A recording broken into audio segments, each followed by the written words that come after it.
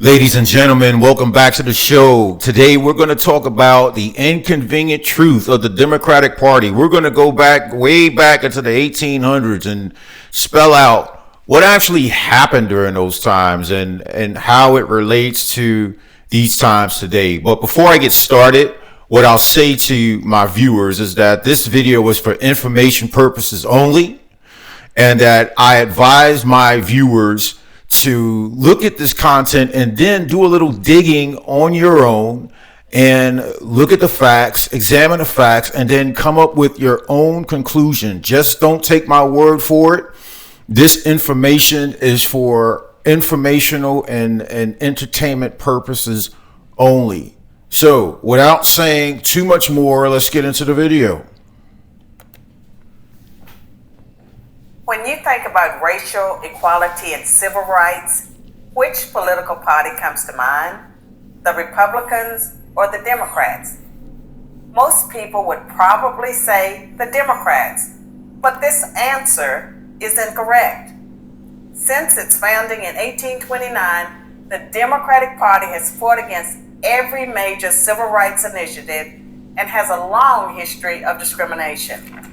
The Democratic Party defended slavery, started the Civil War, opposed Reconstruction, founded the Ku Klux Klan, imposed segregation, perpetrated lynchings, and fought against the Civil Rights Acts of the 1950s and 1960s.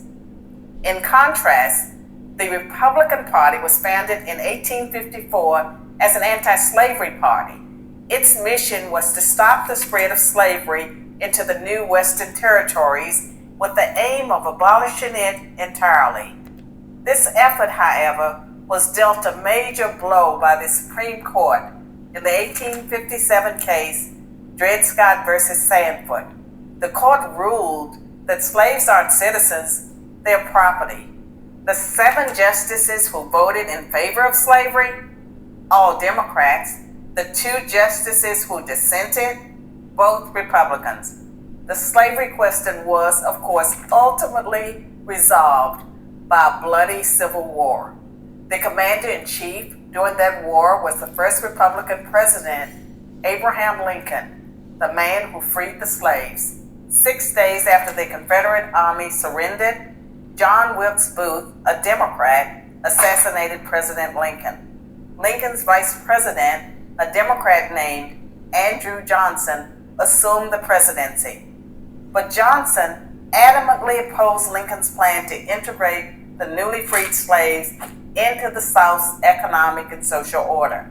Johnson and the Democratic Party were unified in their opposition to the 13th Amendment, which abolished slavery, the 14th Amendment, which gave blacks citizenship, and the 15th Amendment, which gave blacks the vote.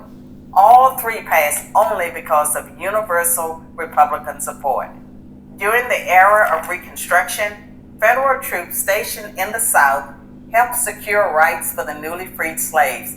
Hundreds of black men were elected to Southern state legislatures as Republicans, and 22 black Republicans served in the U.S. Congress by 1900. The Democrats did not elect a black man to Congress until 1935. But after Reconstruction ended, when the federal troops went home, Democrats roared back into power in the South. They quickly reestablished white supremacy across the region with measures like black codes, laws that restricted the ability of blacks to own property and run businesses, and they imposed poll taxes and literacy tests used to subvert black citizens' right to vote. And how was all of this enforced? By terror, much of it instigated by the Ku Klux Klan, founded by a Democrat, Nathan Bedford Forrest. As historian Eric Foner, himself a Democrat, notes, in effect, the Klan was a military force serving the interests of the Democratic Party. President Woodrow Wilson, a Democrat, shared many views with the Klan. He resegregated many federal agencies and even screened the first movie ever played at the White House, the racist film, The Birth of a Nation, originally entitled The Klansman.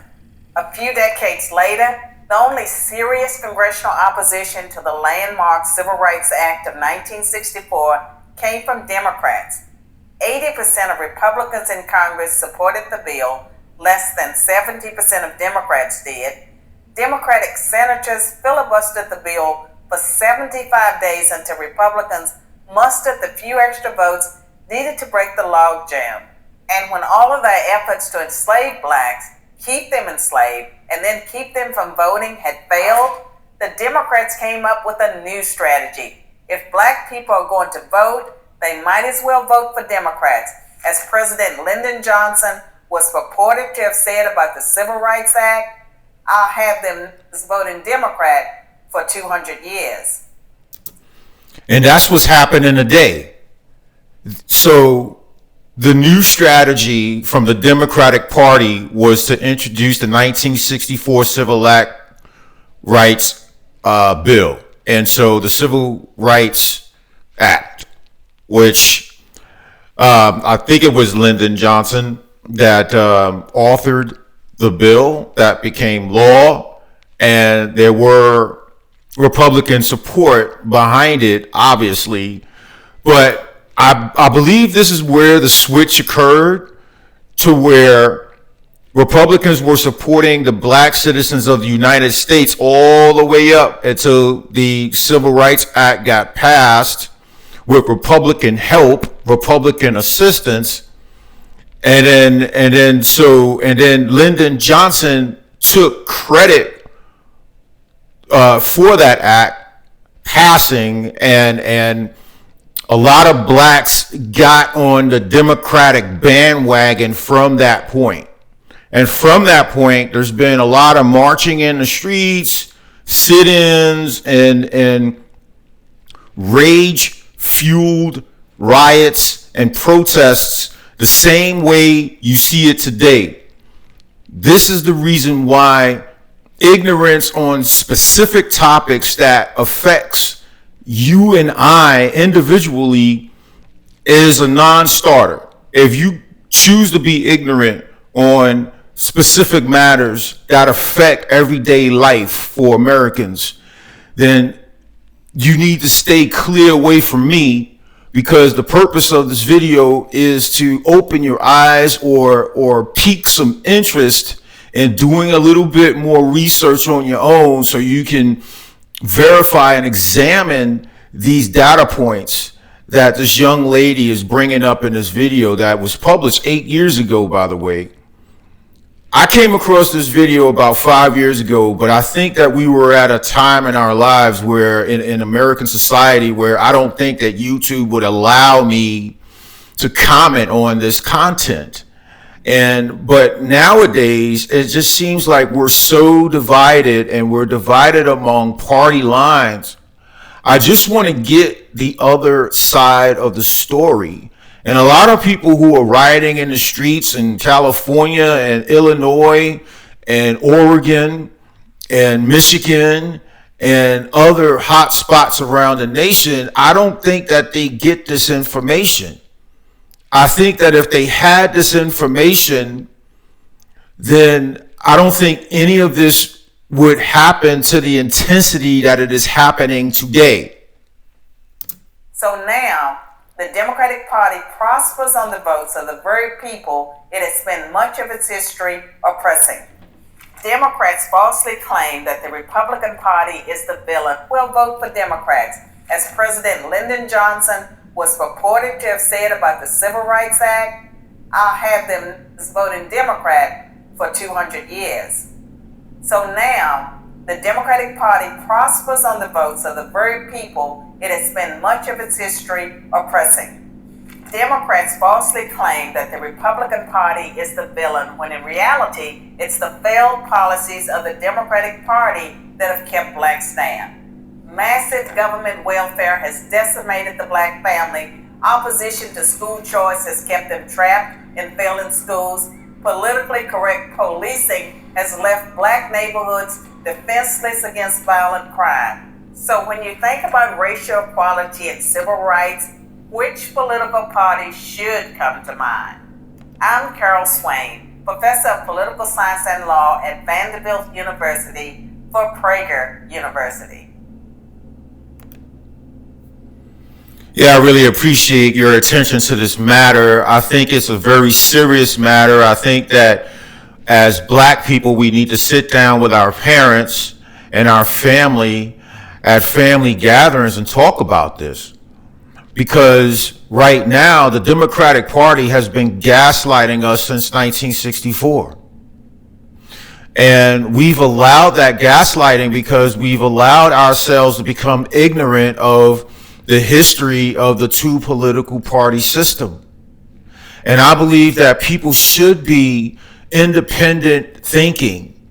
We should not be influenced by our family members on which way we vote. We should vote on the policies at the local level and up to the federal level, policies that make sense on our alignment with our Christian faith or whatever religious faith that you follow, along economic lines that make enough sense, that supports your household's budget. High prices, high interest rates, things of that nature. I call that manufactured crisis, like you see in the streets of LA, like you see in the streets of Chicago. Manufactured crisis based on Democratic Party hatred for its own citizens that voted for them year after year after year after year. Take a look yourself. Do a little research on it. All Democrat-run cities are trash. In the heart of the city, high crime, failing schools, theft, grand larceny, domestic violence. Sure, that happens in all neighborhoods, but it specifically happens more intensely in black-run Democratic cities. All right, so let me know what you think and put your comments in below and be on the lookout for my next video. Thanks for watching.